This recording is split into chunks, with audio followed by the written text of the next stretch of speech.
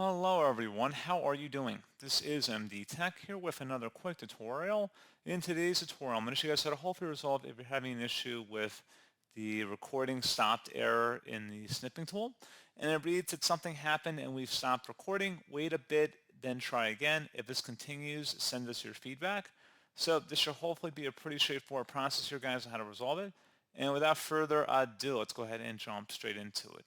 First thing I would suggest doing would be to open up the search menu, type in programs, best match, you'll come back with add or remove programs. Go ahead and open that up. In the search apps field at the top, type in snipping. Best results, you'll come back with snipping tool. Select the three-dotted icon next to it and select advanced options. Scroll down underneath reset. If the app isn't working right, we can try to repair it. The app's data won't be affected. Select repair.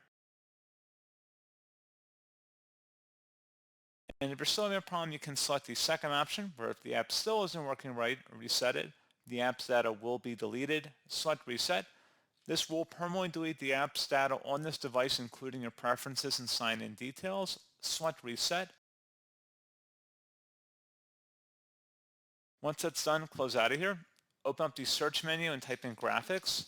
Best match, you'll come back with graphics settings. Open that up. In the searches list field, you can go ahead and search for snipping tool.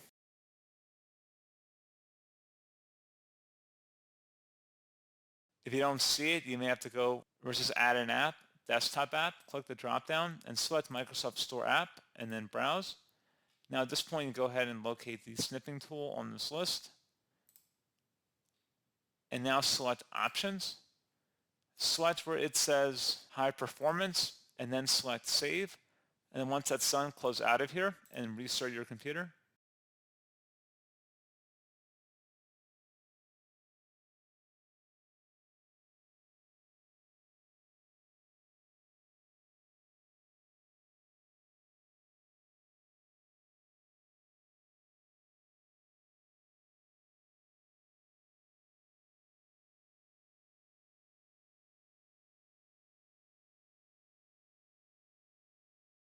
One final thing we can look at as well, if you are extending your display projection, you may want to tap the Windows and the P key on your keyboard simultaneously, and then select PC screen only, and then see if that resolves the problem as well. So something else to take a look at.